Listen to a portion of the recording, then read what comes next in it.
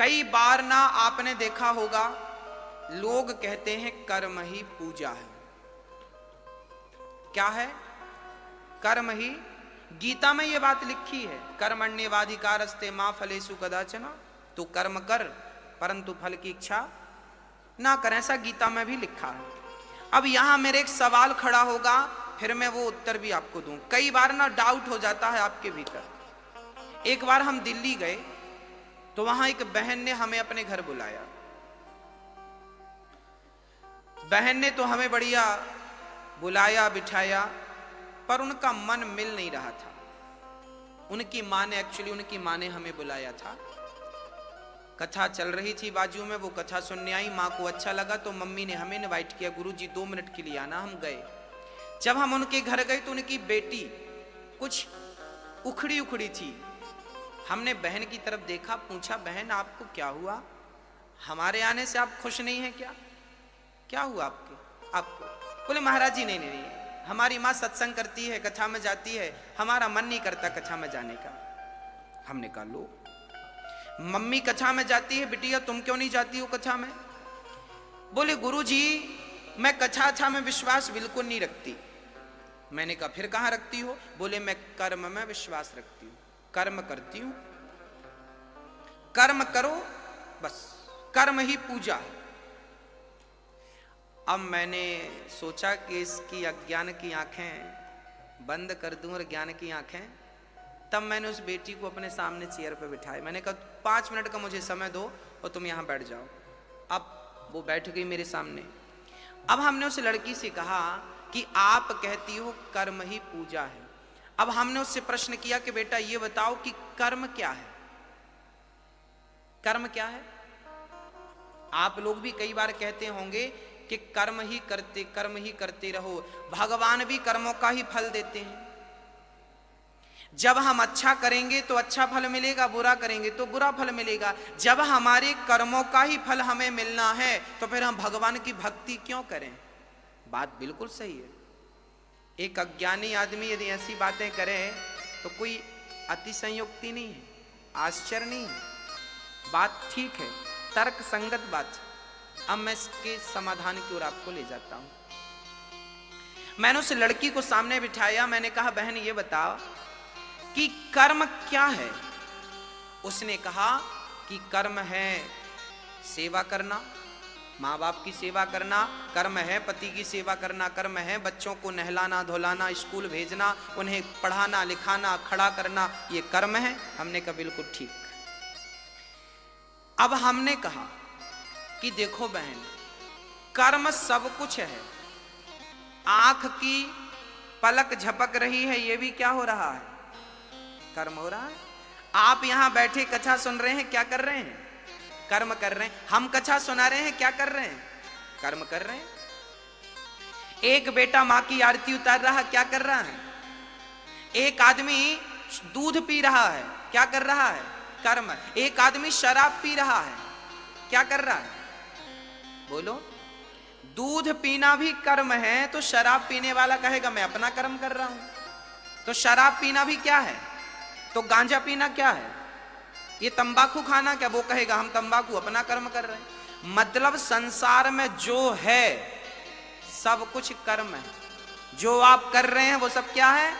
यहां तक कि हमारा दिल धड़क रहा है, वो अपना कर्म कर रहा है। हमारा खून नासिका में दौड़ रहा है, हमारा खून दौड़ रहा है नसों में, वो रक्त क्या कर रहा? अपना कर्म कर रहा है। भाई कर्म तो जो आप कर रहे हैं सब, माँ की सेवा करना भी कर्म है। और कोई बेटा माँ को हाथ पकड़ के घर से निकाल दे तो वो भी एक कर्म ही है। बोलो क्या है? समझ, इतनी बात समझ में आई तो मैं आगे समझाऊं। समझ में आ गई? संसार में हर चीज, पलक झपकना भी कर्म है, बोलना भी कर्म है, सुनना भी कर्म है, एक पांव रखा आपने वो भी एक कर्म है। अभी कलश यात्रा में आप गए थे, वो भी क्या कर रहे थे आप? कर्म था। कर्म तो न्यूट्रल है, वो कर्म सब कुछ है। अब आगे चलते हैं। अब हमने कहा बहन तू कहती है कि हम तो कर्म पे बिलीव करते हैं। हमने कहा बहन कर्म तो सब कुछ है भाई, परंतु अब आपको धर्म बताएगा कि कौन सा कर्म करना है और कौन सा कर्म नहीं करना। अब देखिए धर्म क्या है? धर्म है दर्पण, धर्म है दिया। धर्म बताता है कि ये करने योग्य है और ये करने योग्य। मां की सेवा करना तो कर्म करो, पर मां की कभी भी आलोचना ना करो, मां का कभी भी तिरस्कार ये वाला कर्म ना करना। सच बोलना भी कर्म है और झूठ बोलना भी कर्म है, पर धर्म कहता है कि सच बोलने का कर्म तो करना, पर झूठ बोलने का अधर्म ना करना। ये कर्म तो सब कुछ है। अब आपको डिसाइड ये करना है कि कौन सा कर्म करने योग्य है। शास्त्र यही तो कहते हैं, वेद यही तो बताते हैं कि क्या करने योग्य है और क्या करने योग्य नहीं है। चलिए आपको और डीपली समझाते हैं। हमारी माताएं पुराने जमाने में जब गेहूं साफ करती थी ना, तो एक सुपड़ा होता था, सूपा, ऐसे ऐसे, क्या बोलते आप लोग? छावड़ा। हाँ आप समझ रहे हैं, सूप बोलते, सूपा बोलते, सुपड़ा बोलते, सारी चीजें हैं। वो क्या होता है, मेरी माँ उससे ना, हमारी माताएं गेहूं डालती हैं उसमें और साफ करती हैं। उसमें से क्या करती हैं, मिट्टी मिट्टी अलग हो जाती है, भूसी अलग हो जाती है। जैसे गेहूं जब लिया था सुपड़े में तो गंदा था, पर साफ करने के लिए सुपड़े को हिलाया तो साफ हो गया।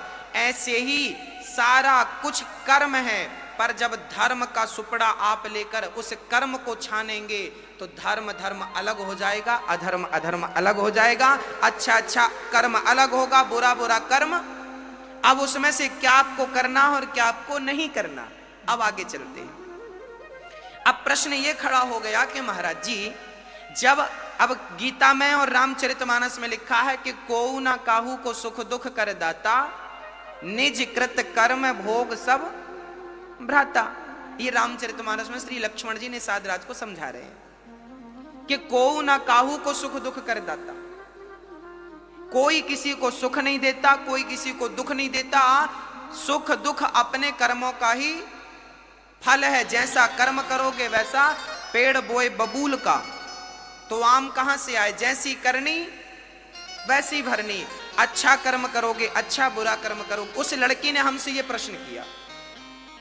उस लड़की ने कहा कि महाराज जी, जब हम अच्छा करेंगे तो हमें अच्छा मिलेगा, बुरा करेंगे तो बुरा मिलेगा, फिर भगवान की भक्ति क्यों करें? जब कर्मों का ही फल हमें भोगना है तो फिर भगवान की जरूरत क्यों है? अब हमने उसको इस प्रश्न का उत्तर दिया। हमने कहा बहन बात ऐसी है, एक गुरु के दो चेले थे, एक गुरु के दो शिष्य थे। एक शिष्य वैश्या के घर जाता था और दूसरा शिष्य कथा में जाता था। एक कथा सुनता था, एक वैश्या का मुजरा देखता था, नाच देखता था। एक दिन वो वैश्या के घर से लौटा तो उसे ढेर सारा सोना रास्ते में पड़ा हुआ मिल गया, माला माल हो गया। और ये जो सत्संग करने गया था, ये बाहर गया तो इसके पांव पे लोहे की कील लग गई, आर पार हो गई, हड्डी फाड़ती हुई निकल गई, लोहे की कील। लंगड़ाता लंगड़ाता गुरु के पास गया, गुरु जी देखो आपके भगवान ने क्या किया, उनका न्याय गलत है क्या? गुरु जी ने कहा बेटा ऐसा तो नहीं है। तो चेले ने कहा कि वो वैश्या के घर जाता था, उसे सोना मिला, मैं सत्संग में जाता था तो लोहे की कील मिली। अरे भाई सोना तो मुझे मिलना था क्योंकि मैं सत्संग कर रहा था, और लोहे की कील तो उसे लगनी थी क्योंकि वो गलत कर रहा था। तब गुरु जी ने कहा बेटा तू भगवान के न्याय को समझता नहीं है, अब मैं तुझे ईश्वर का न्याय समझाता हूं। तब गुरु जी ने कहा बेटा ऐसा है कि तू वर्तमान को देखता है, तू प्रेजेंट में रहता है, जबकि परमात्मा जो भी देता है प्रेजेंट का नहीं भूत का देता है। बीता हुआ कल जो तुम्हारे साथ था उसका फल आज मिलेगा। समझाते हैं गुरु जी, बेटा बात ऐसी है कि जो वैश्या के घर जाता था ना, आज के दिन वो बहुत बड़ा राजा बनने वाला था, उसके भाग्य में राजगद्दी थी, पर वैश्या के घर जा जा करके उसने अपना सारा पुण्य नष्ट कर लिया। और उसे राजा बनना था, सोने चांदी के उसे खजाने मिलने थे, परंतु जब उसने वैश्या के घर जा जाकर अपना पुण्य नष्ट किया तो अब उसे इतना सा ही सोना मिला, उसी में उसको संतोष करना पड़ा। और तुझे आज के दिन तुझे मरना था, आज तेरी मृत्यु निश्चित थी, परंतु तूने सत्संग किया, भगवान की कथा सुनी, भगवान का नाम जपा, तो भगवान ने तेरी मृत्यु को लोहे के कील में ही तब्दील कर दिया। ये ईश्वर का न्याय है, ईश्वर का।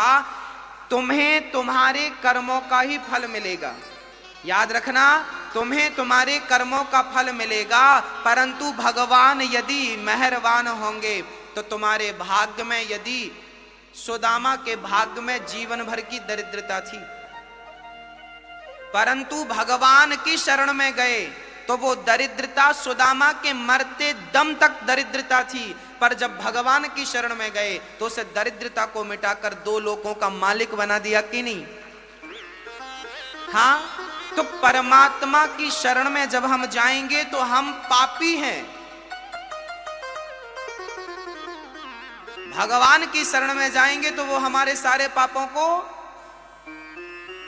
संसार भव सागर तुम पार नहीं कर सकते। क्या होता है, मेरी माँ छोटे छोटे बच्चों को जब आप उंगली पकड़ के चलाते हैं ना, तो रास्ते में छोटे छोटे गड्ढे मिलते हैं। जब छोटे छोटे गड्ढे मिलते हैं तो मम्मी छोटे से बच्चे को क्या करती है? क्या करती है? गोद में लेती है और पार करा देती। गड्ढा पार हुआ तो फिर उतार देती है।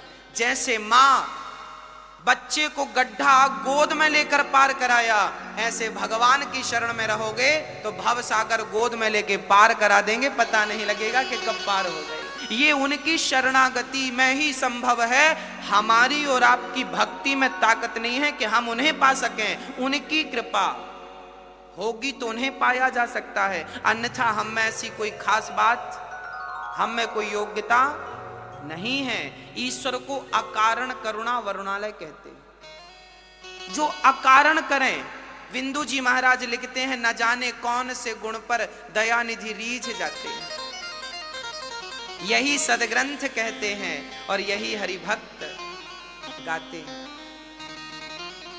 न जाने कौन से गुण पर दयानिधि रीझ जाते। इसलिए आप भी कर्म तो करिए, पर कर्म के साथ भगवान से जुड़े रहने में कोई नुकसान नहीं। कर्मों का फल तो मिलेगा, पर भगवान साथ में है तो तुम्हारे पक्ष में ही निर्णय होगा, बस ये मान लो।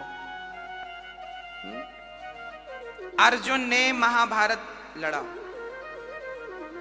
क्या कृष्ण ने अर्जुन का गांडीव पकड़ के एक भी बाण चलाए? पूरे महाभारत में एक भी बाण चलाए क्या? पितामह भीष्म के सामने रथ का पहिया लेके दौड़े थे केवल एक बार बस। बाकी पूरे महाभारत में कृष्ण ने एक भी बाण किसी पर चलाए हो तो बताओ? नहीं चलाए ना। बिना बाण चलाए अर्जुन को क्या करते रहे? केवल मार्ग बताते रहे। कर्म तुझे ही करना पड़ेगा, पर तेरे कर्म के साथ जब गोविंद की कृपा जुड़ती है ना, तो कहते हैं ना, चलना तो एक पांव से भी होता है, पर दोनों पांव हो तो बात ही कुछ और है भक्तों। ऐसे पहला पांव है कर्म और दूसरा पांव है धर्म। तो कर्म भी ना छूटे और धर्म भी, दोनों। पक्षी को उड़ने के लिए एक पंख नहीं, 2 पंख चाहिए। हमारी भी जिंदगी में ये 2 पंख हैं, एक पंख है कर्म, दूसरा पंख है धर्म। इसलिए कर्म भी करो, पर किसके साथ रहकर करना है? किसके साथ रह के करना है? धर्म के साथ रहकर करना है, धर्म को नहीं छोड़ना। तो भगवान क्या करते हैं? तापत्रय विनाशाय दैहिक दैविक भौतिक तापा, दैहिक दैविक भौतिक तापा, राम राज्य का होना ही व्यापा, राम राज्य का होना ही व्यापा। 3 प्रकार के दुख हम सबके जीवन में होते हैं। कौन कौन से? दैहिक दैविक भौतिक। कोई तन दुखे, कोई मन दुखी, कोई धन बिन रहते उदास, थोड़े थोड़े सब दुखे, सुखी राम के दास। इस संसार में सब दुखिया हैं। सुखिया कौन? कौन सुखिया? बोले जो भगवान की शरण में है वो सुखी है। अच्छा, एक बात और समझिएगा। एक मछुआरा था, मछली पकड़ने गया। उसने जाल कई बार फेंके, पर एक चतुर मछली थी कि उसके जाल पे फंसी ही नहीं। वो मछली बड़ी चतुर थी। कैसी थी? वो मछली मछुआरे के पांव के पास रहती। मछुआरा जाल डालता तो दूर डालता, ऐसे। कहां जाल डालता? दूर।